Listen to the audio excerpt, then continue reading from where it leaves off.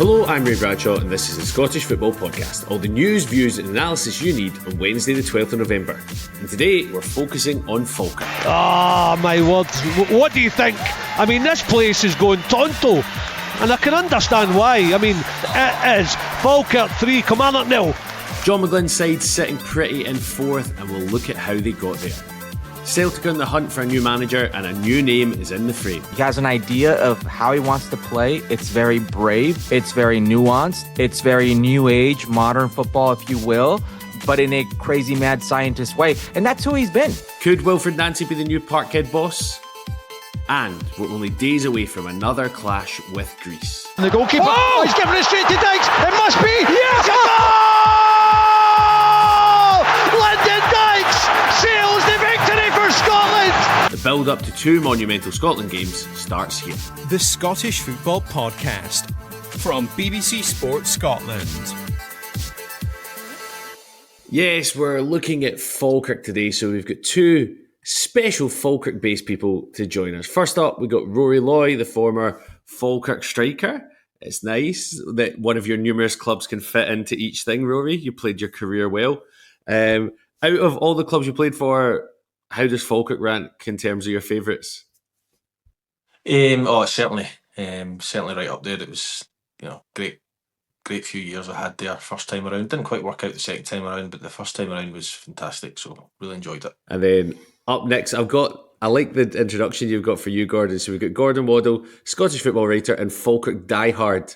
Very much the John McClane of the Scottish Football Podcast. Is this dreamland just now, Gordon? Yes and no. It's been 10 years of kind of nightmares. Well, actually, it's probably since 15 years of nightmares, I suppose. But certainly 10 years. I mean, Rory left in what was it, 2015 when you left, Rory? I think maybe. But and we've had such a long wait, for 5 years in League One. So to get to where we've got to over the last kind of 2 or 3 years has been a kind of steady climb.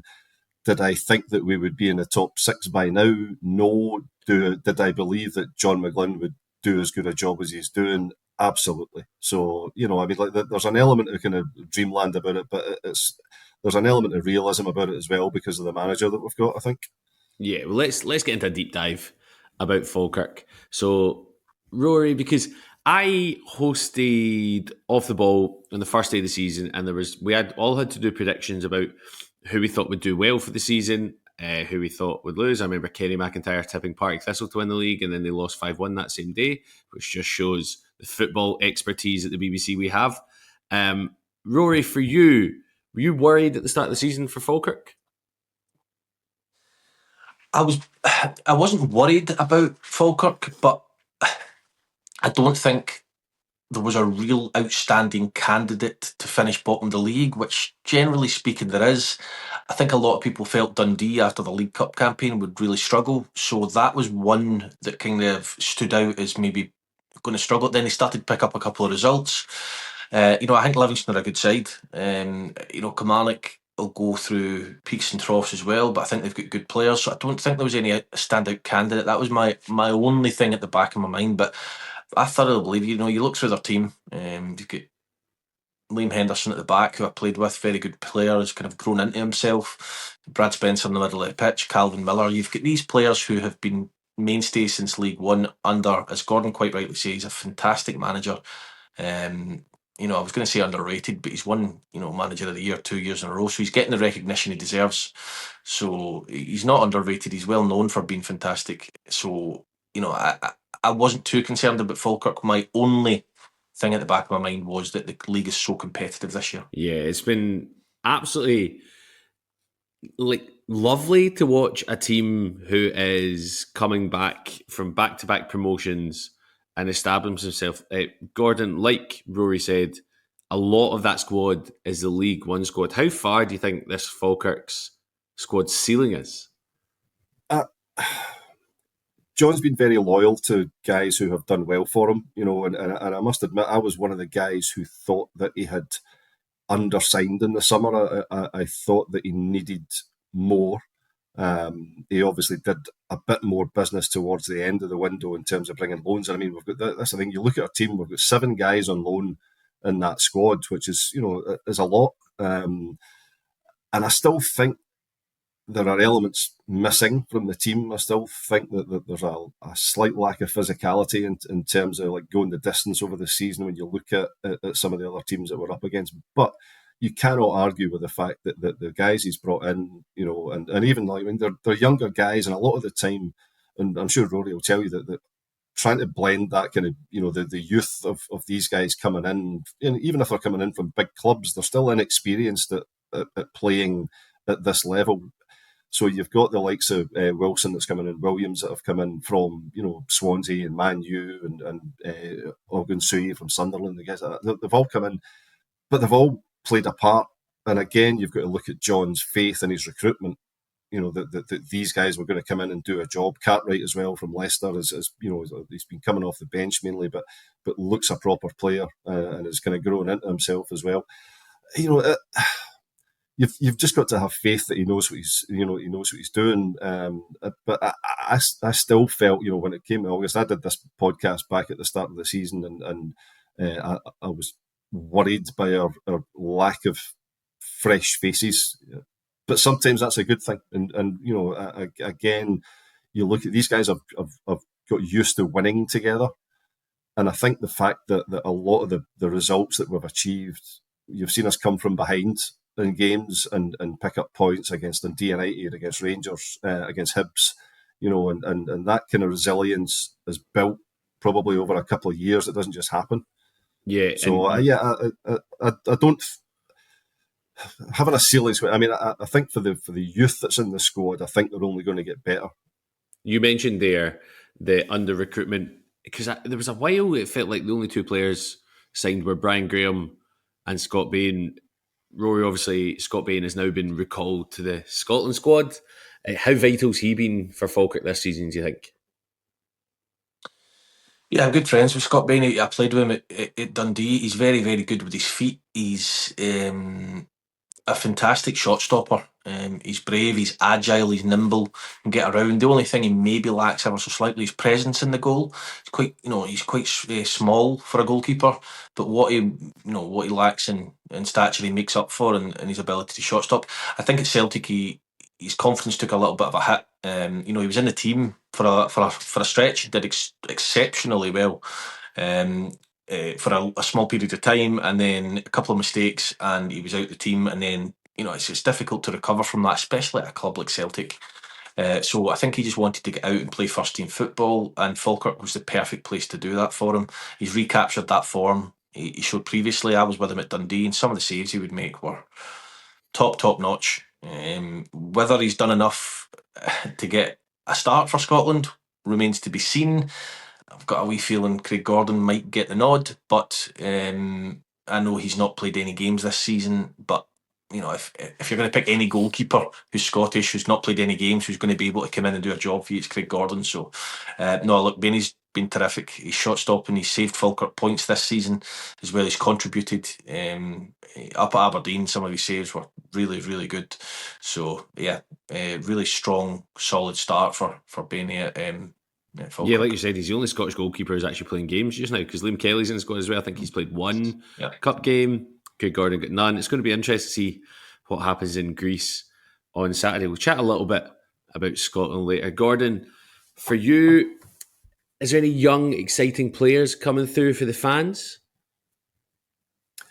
Or is the loan players kind of overshadowing that? I mean, the young loan players who come in, you always kind of get attached to them, and then but you live vicariously through their subsequent success, if you know what I mean. Like we still lay claim to having played a big part in Kasper Schmeichel's kind of success and Tim Krul's success, and all these guys who over the years have kind of dipped in and out.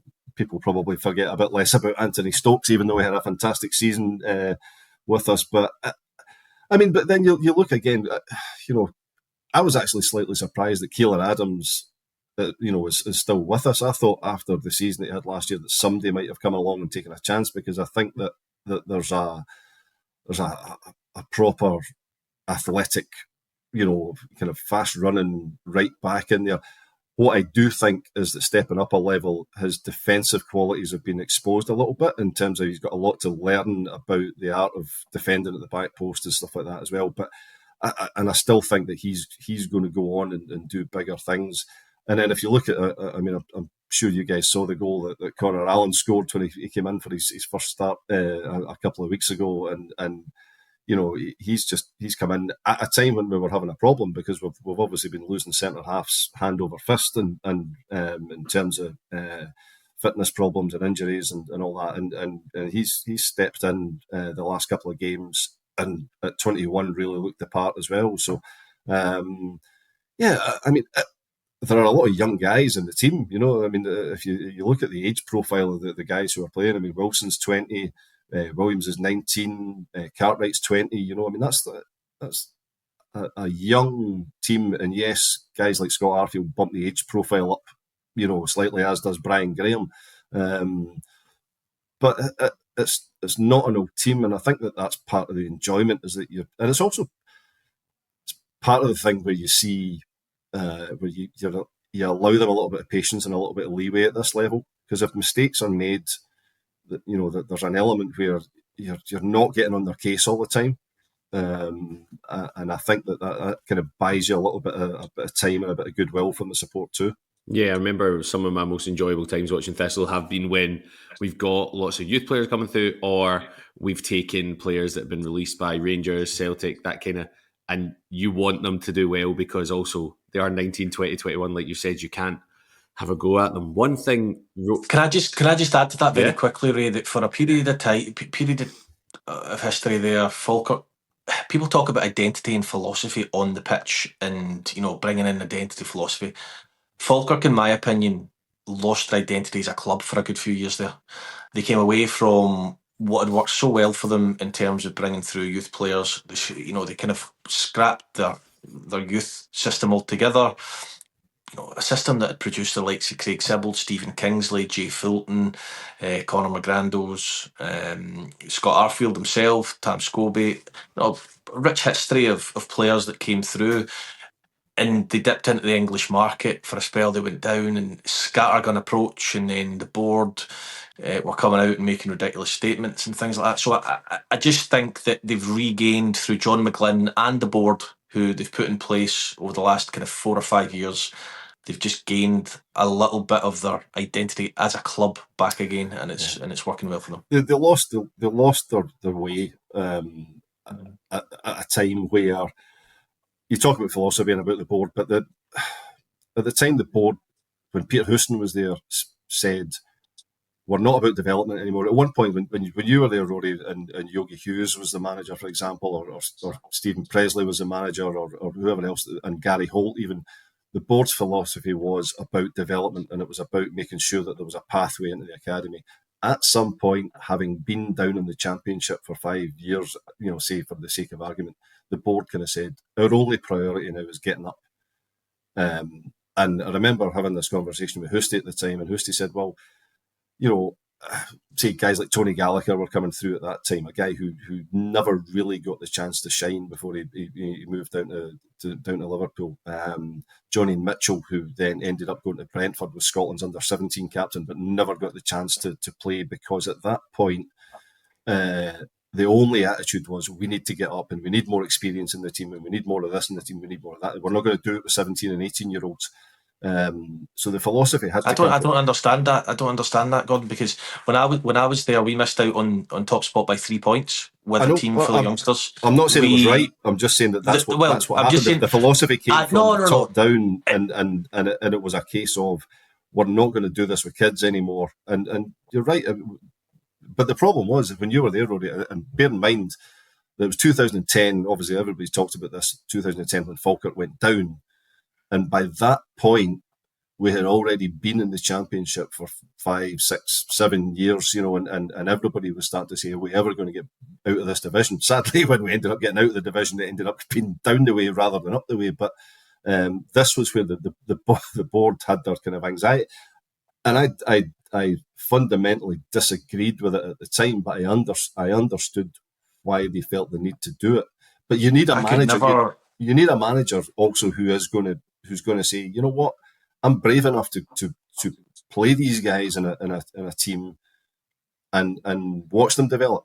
But at that point, I can't really get on board with that. I'm not saying that that's your suggestion. I'm saying that you're telling me that's kind of what was put in place. I can't really get on board with that when you look at the facts of 3 points off first, and the first year I was there. Then you move on. Rangers, Hibs, Hearts, all in the league competing. I think we finished 5th. The following year, I think they split Dundee United and Hibs. I might be wrong with that. It might be others. You had Rangers, Hibs and Hearts in the league. You had Dundee United, Hibs finishing second. All Falkirk needed at that point, in my opinion, was for the Championship to go back to normal.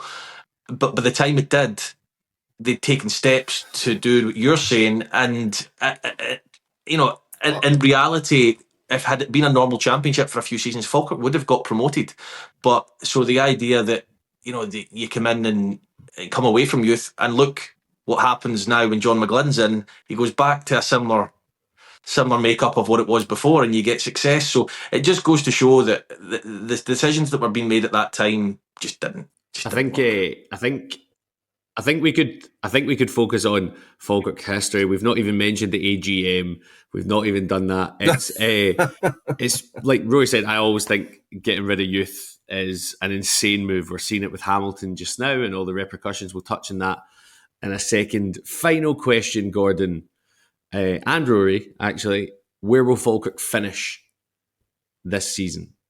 Gordon, I'm going to be mildly more optimistic than I was when I did the preview podcast at the start of the season when I said 10th.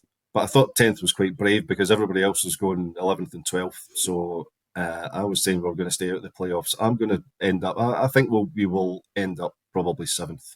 Rory? 8th. 8th. Oh, nice. Straight in. Love it. I'll take it. I'll take it.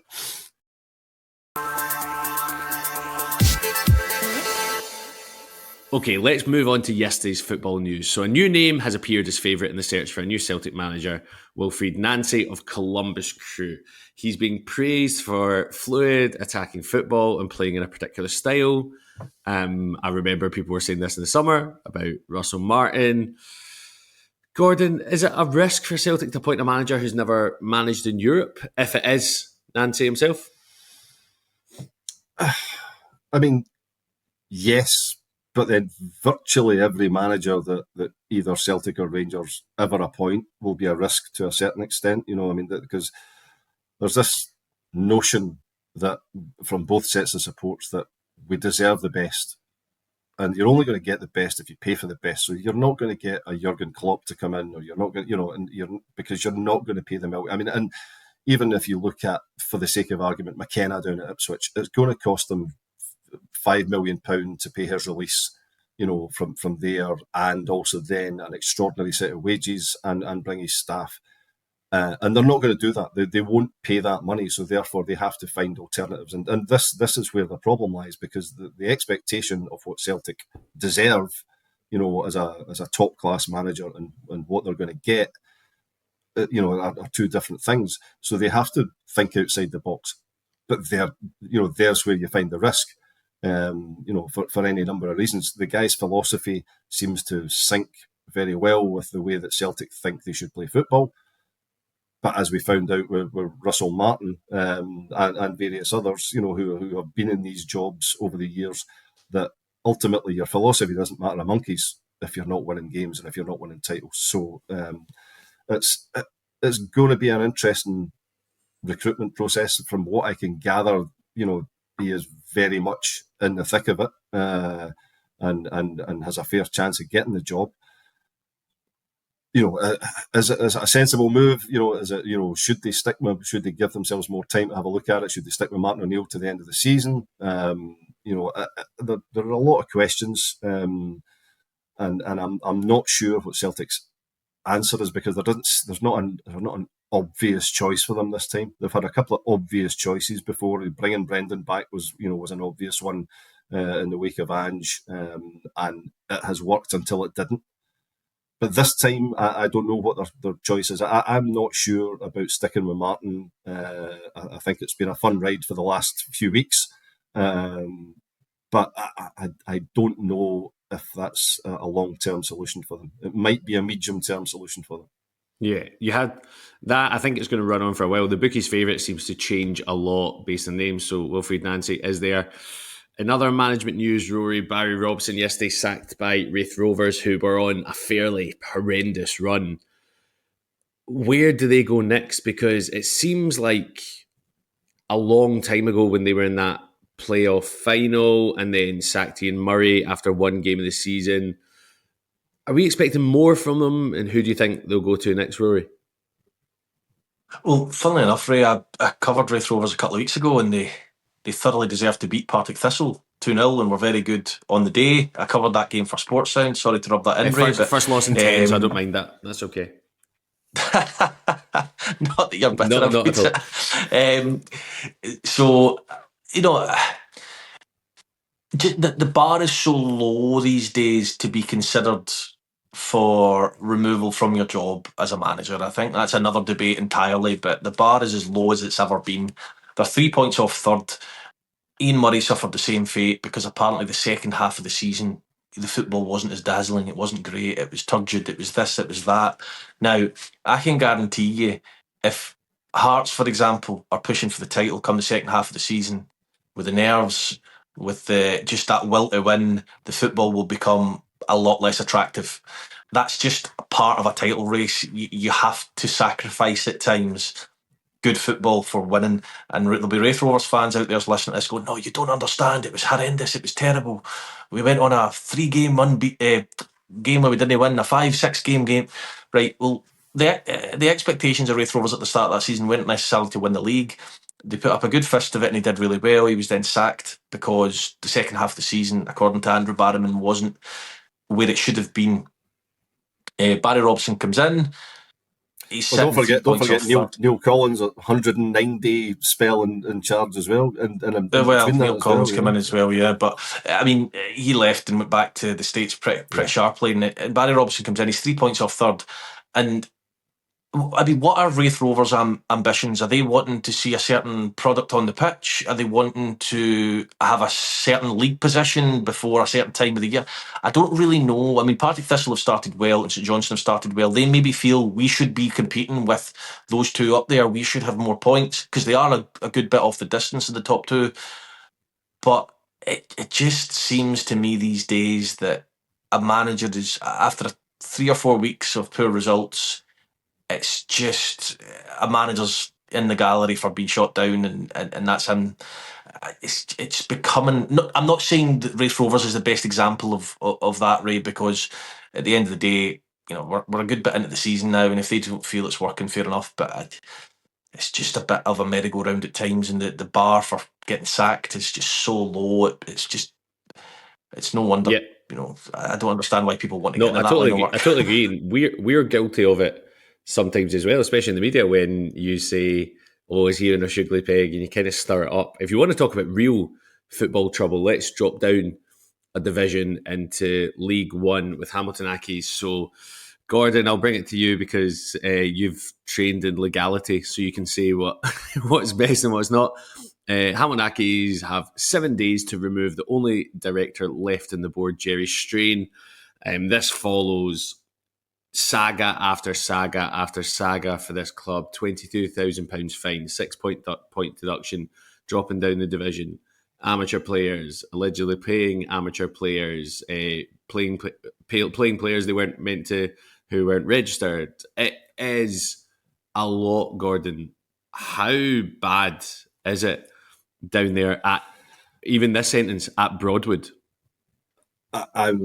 Yeah, well, exactly. You know, I mean, like, it's hard to know where to start, and I would love to offer them a kernel of hope. That, I mean, the people that you feel sorry for in these circumstances are John Rankin, the players, and the supporters, because you know they've been through a lot.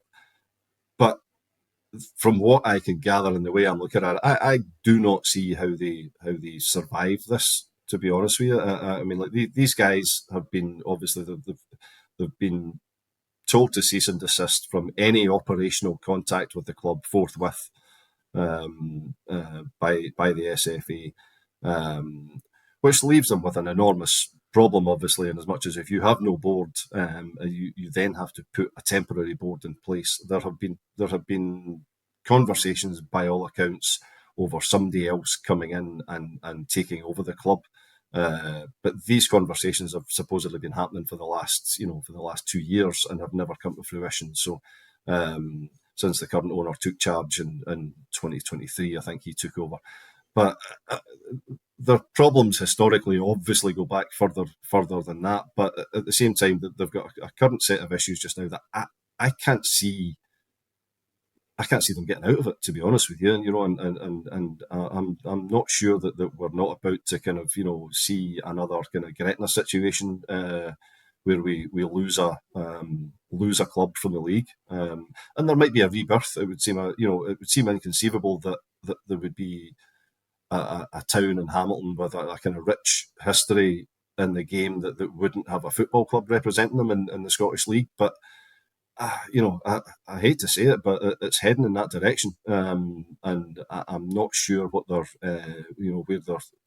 You'd like to hope they'd bottomed out, but then you hope they'd bottomed out last year, and then all of a sudden all this comes up this season again, and they go from being, I think they were top of League One when they got their 6-point penalty, and now they're sitting down in 7th, and they're a rudderless ship.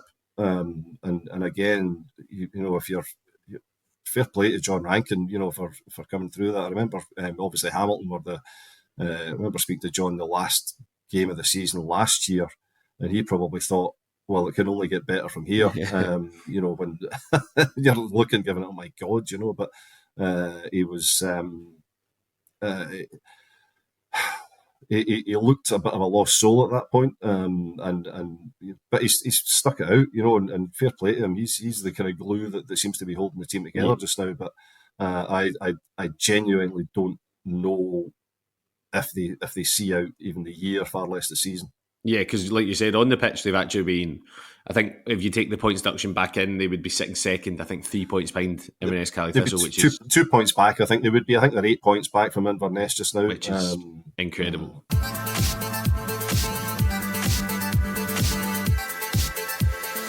Finally, it's only a few days until Scotland play Greece in Athens in what is an enormous match. Stephen Naismith has described the games with Greece and Denmark as playoffs before a potential playoff, which feels like they are. I don't know if you saw Rory, the interview yesterday with Ben Gannon-Doak, who I interviewed a few weeks ago, and I think he is brilliant. He's so good. He said he's convinced Scotland will make the World Cup. Rory, how do you feel about that as a former footballer / also Scottish person? Pessimism, optimism. Is it weird seeing a Scottish player being so confident? It's refreshing, is what I would say. Normally it's take it game by game and all the rest of it. I've said continuously in this podcast that I think we'll qualify. It's just the kind of I got feeling you get. Now it's clearly not going to be easy. We need to get something in Greece because Denmark will take care of business against Belarus, and then it's a shootout, which will be a phenomenal occasion. I think if you were offered that at the start of the campaign, don't know if Gordon agrees, that it'll go down to the last game, and if you beat Denmark at home, then you qualify. But it is a monumental set of ties because the Euros, qualifying for the Euros has been great. It's not quite worked in tournaments, quite clearly, but the World Cup in America and Mexico and Canada, it's just got a different ring to it, isn't it? And if we can do that and take the experience from the other 2 major tournaments, then I'm hoping this squad and team are in a position where they've been to Serbia, they've done it before in a playoff. It'll set them up well for the trip to Greece and for the game against Denmark. I just hope the law of averages doesn't catch up with us against Greece away, because I don't know how we won 3-1 at home. As much as delighted as I was. Wait, I've been to, so I'm going out to Greece tomorrow night. I think when you look at, we've played Greece 3 times this year, calendar year, and they've been the better team all 3 times. We sclaffed a 1-0 win away to them. That 3-1, Rory, was ridiculous. Gordon, Rory, let's get some predictions from you both. How do you think we'll do? First of all, Greece against Scotland in Athens. Gordon, do you think we're going to get anything from that game? Point. Yep. 1 each. I would happily take that. Rory? Yeah, I would go along with that. 1 each was the scoreline I had in mind as well. And then it comes the shootout against Denmark. Rory, Do you think we're going to do it? 2-1 Scotland. Scott McTominay, last minute, back post, boom. Yes, I'm going to put my mortgage on that. Gordon Waddell, your final thoughts. Do you think we're going to do it? We've got a generation of fans who have grown up never seeing Scotland play in a World Cup, and I think that everybody deserves it at least once in their lifetime. So yes, I do. I'm not quite as optimistic as Rory, and as much as I think it might be a squeaky 1-0, but we get there. Yeah. I said 92nd minute winner. You can't get much more squeaky than that. Oh no, but you've got to score in 2 goals though. I'm not sure we've got 2 others. Yeah. Well, that's all we got time for. Many thanks to Rory and Gordon, and thank you very much for listening. Remember, we're here with new episodes of the Scottish Football Podcast bright and early every day. So to make sure you don't miss out, subscribe on BBC Sounds and have push notifications turned on in your phone. Yeah, like we kind of summed up the first half of the podcast. Falkirk have started exceptionally. Gordon Waddell has said if they do finish in the top 4, he will go to Turkey and get a hair transplant. So that is exactly what we're all waiting for. Fingers crossed it comes out and he's going to be like that Man U fan with the afro. Thanks for listening. Bye bye. It's petty, it's ill-informed. Are President Trump's cuts having an adverse effect on research? It's pandemonium. What number's that in the periodic? PD, number 47. I don't know. I've done the shooting clays before. The longer you do it, the sorer obviously it gets. When Craig said there he'd been shooting the clays, I imagined him out a back line. Somebody's washing, you know. William Shatner, his secretary, contacted me to say, when Bill has a question now and again, can he contact you? And then one time he called me up and he wanted to know, David, what is a photon? I'm thinking, this is incredible. Captain Kirk wants to know what a photon is, you know? I once met a guy who referred to a globe as a ball map. A ball map. A ball map. Look at the ball map. What we normally do is spin the ball map and we see where we go on holiday. The Off the Ball podcast, available every Monday on BBC Sounds.